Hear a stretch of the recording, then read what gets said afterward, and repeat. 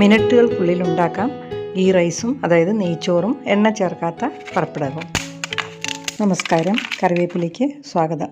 ഇന്ന് നമുക്ക് ഗ്യാസോ അടുപ്പോ ഒന്നും ഉപയോഗിക്കാതെ വളരെ പെട്ടെന്നൊരു നെയ്ച്ചോറും കൂടെ എണ്ണയൊന്നും ഉപയോഗിക്കാത്ത ഒരു പപ്പടവും.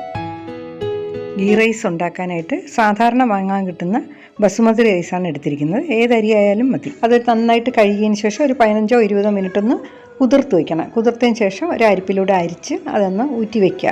ഞാനിവിടെ ഗീ റൈസും പപ്പടവും ഉണ്ടാക്കുന്നത് മൈക്രോവേവ് ഫംഗ്ഷനുള്ള ഓവനിലാണ്. ഇത് ഞാനൊരു 3-4 മാസത്തിന് മുൻപ് വാങ്ങിയ സോളോ ഓവനാണ്. അതായത് മൈക്രോവേവ് ഫംഗ്ഷൻ മാത്രമുള്ള IFBയുടെ ഒരു ഓവൻ.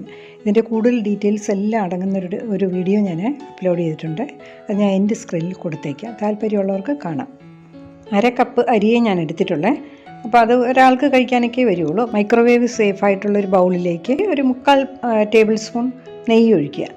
എന്നിട്ട് അതിലേക്ക് ഒരു കഷ്ണം പട്ടയും 2 ഗ്രാമ്പും 1 ഏലക്കായും, പിന്നെ അതിൻ്റെ ഒപ്പം സവാളയുടെ പകുതി ചെറുതായി അരിഞ്ഞതും, ഒരു ഉപ്പ് 1/4 ടീസ്പൂൺ ഉപ്പും, പിന്നെ കിസ്മിസ് 1 ടേബിൾ സ്പൂൺ, പിന്നെ 1 ടേബിൾ സ്പൂൺ നട്ട്സ്, ഇത്രയും കൂടെ ഇട്ടൊന്ന് നന്നായിട്ട് മിക്സ് ചെയ്യുക. എണ്ണയോ നെയ്യോ മാത്രമായിട്ട് ചൂടാക്കാനാണെങ്കിൽ 1 ടേബിൾ സ്പൂണിന് 1 മിനിറ്റ് മതി. 2 ടേബിൾ സ്പൂൺ ആണെങ്കിൽ 2 മിനിറ്റ്. അവനിലേക്ക് ഹൈ പവർ ആയിട്ട് അത് വയ്ക്കുക. ഇതൊന്നും വഴറ്റിയെടുക്കാനാണ്. ഒരു 2 മിനിറ്റ് ഹൈ പവറിൽ കൊടുത്താൽ മതി. അപ്പോൾ ഇത് വഴണ്ട് വരും. കൂടുതൽ ക്വാണ്ടിറ്റി ഉണ്ടാക്കാനാണെങ്കിൽ സമയം കുറച്ചുകൂടി കൂടുതൽ കൊടുത്താൽ മതി.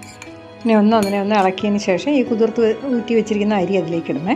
അപ്പോൾ ഇത് 1/2 കപ്പ് അരിയാണല്ലോ ഉള്ളത്. നമ്മൾ എത്ര അരി ഇടുന്നോ അതിൻ്റെ ഇരട്ടി വെള്ളം ഒഴിക്കണം. 1 കപ്പ് വെള്ളവും കൂടി ഒഴിക്കുക. എന്നിട്ട് ഒന്നുകൂടെ ഇളക്കിയിട്ട് ഒരു 7 മിനിറ്റ് ഹൈ പവറിൽ കൊടുത്തിട്ട് നമുക്കൊന്ന് അടച്ചു വയ്ക്കണേ.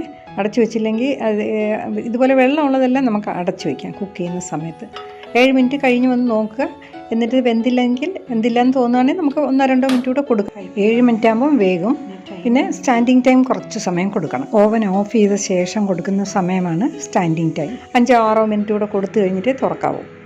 അപ്പോൾ അത് നന്നായിട്ട് വെന്തിരിക്കും. നമ്മൾ ഇടയ്ക്കൊന്ന് തുറന്ന് നോക്കുമല്ലോ. ആ സമയത്ത് നമുക്ക് 1 ടേബിൾ സ്പൂൺ മല്ലിയില ചെറുതായി അരിഞ്ഞതും കൂടെ ഇട്ട് അടച്ച് അകത്ത് വയ്ക്കുക. അരിയുടെ വ്യത്യാസം പോലെ ഇരിക്കും, ചെറിയ വ്യത്യാസം വരും ടൈമിങ്ങിലൊക്കെ, ഇതിൻ്റെ കുക്കിംഗ് ടൈം. വെന്ത് ഓഫ് ചെയ്തതിന് ശേഷം ഞാൻ 10 മിനിറ്റ് കൂടെ കഴിഞ്ഞിട്ടാണ് തുറന്നത്. അപ്പം നന്നായിട്ട് വെന്തിട്ടുണ്ട്. നല്ല മണമുള്ള ഗീ റൈസ് റെഡി ആയിട്ടുണ്ട്.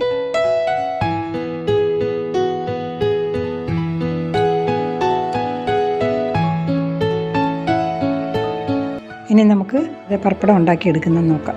ഇത് അപ്പളമാണ്. സാധാരണ പപ്പടത്തെക്കാട്ടിലും കുറച്ചും കൂടി കട്ടി കൂടുതലുള്ളതാണ്. അപ്പം നമ്മൾ ഇത് വറക്കുമ്പോൾ സാധാരണ പപ്പടത്തിന് കൊടുക്കുന്ന സമയത്തിനെക്കാട്ടി ഒരല്പം കൂടി സമയം കൂടുതൽ കൊടുക്കേണ്ടി വരും. ഈ പപ്പടം തമ്മിൽ ഒട്ടിപ്പിടിക്കാതിരിക്കാനും ഈർപ്പം പിടിച്ചെടുക്കാനും വേണ്ടി ഇതിൻ്റെ ഇടയ്ക്ക് മാവ് തൂവാറുണ്ട്. അപ്പോൾ അത് നമ്മൾ ഈ പപ്പടം തയ്യാറാക്കുന്നതിന് മുമ്പ് അതൊന്ന് തട്ടിക്കുടയുകയോ അല്ലെങ്കിൽ ഒരു ടിഷ്യൂ പേപ്പർ വെച്ച് ഒന്ന് തുടച്ച് മാറ്റുകയോ ചെയ്യണം. ഞാനിവിടെ ഓവനിൽ മൈക്രോവേവ് ചെയ്തെടുക്കുകയാണ് ചെയ്യുന്നത്.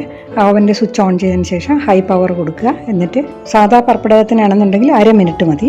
ഇതിപ്പോൾ ഞാൻ അപ്പളമാണെന്ന് പറഞ്ഞില്ല, അതിനൊരു 3/4 മിനിറ്റ്, അതായത് 45 സെക്കൻഡ്സ് കൊടുത്താൽ മതി. ഓവൻ്റെ അകത്തുള്ള ടേൺ ടേബിൾ ഉണ്ടല്ലോ, ഗ്ലാസ്, അതിലോട്ട് ഡയറക്റ്റായിട്ട് നമുക്ക് വെച്ചാൽ മതി. ഞാനിപ്പോൾ ഒരു പ്രാവശ്യം 3 എണ്ണ വെക്കുന്നുള്ളൂ.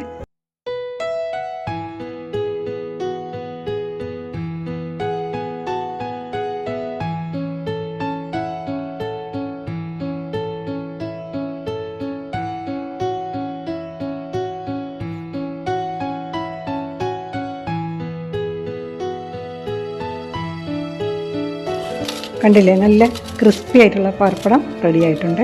ഈ മൈക്രോവേവ് ഓവൻ്റെ വിലയും പിന്നെ അതുമായി ബന്ധപ്പെട്ട അതിലുപയോഗിക്കേണ്ട പാത്രങ്ങൾ, അതിൻ്റെ കുക്കിംഗ് ഡീറ്റെയിൽസ് എല്ലാം ഉൾപ്പെടുന്നൊരു വീഡിയോ ഞാൻ അപ്ലോഡ് ചെയ്തിട്ടുണ്ട്. താല്പര്യമുള്ളവർക്ക് മേൽ കാണുന്ന ഐ ബട്ടൺ ഒന്ന് പ്രസ് ചെയ്താൽ മതി, കാണാം. അപ്പോൾ ഈ പപ്പടവും ഗീ റൈസും മൈക്രോവേവിലൊന്ന് ട്രൈ ചെയ്ത് നോക്കുക. നല്ല എളുപ്പമാണ്, എല്ലാവർക്കും ഇഷ്ടപ്പെടുകയും ചെയ്യും. സബ്സ്ക്രൈബ് ചെയ്യാനും ലൈക്ക് ചെയ്യാനും മറന്നു പോകരുത്. സബ്സ്ക്രൈബ് ചെയ്ത എല്ലാവർക്കും, എൻ്റെ വ്യൂവേഴ്സിനും ഒരിക്കൽ കൂടി ഞാൻ നന്ദി അറിയിക്കുന്നു. അടുത്ത ആഴ്ച നല്ലൊരു വീഡിയോ ആയിട്ട് വീണ്ടും കാണാം. Thank you.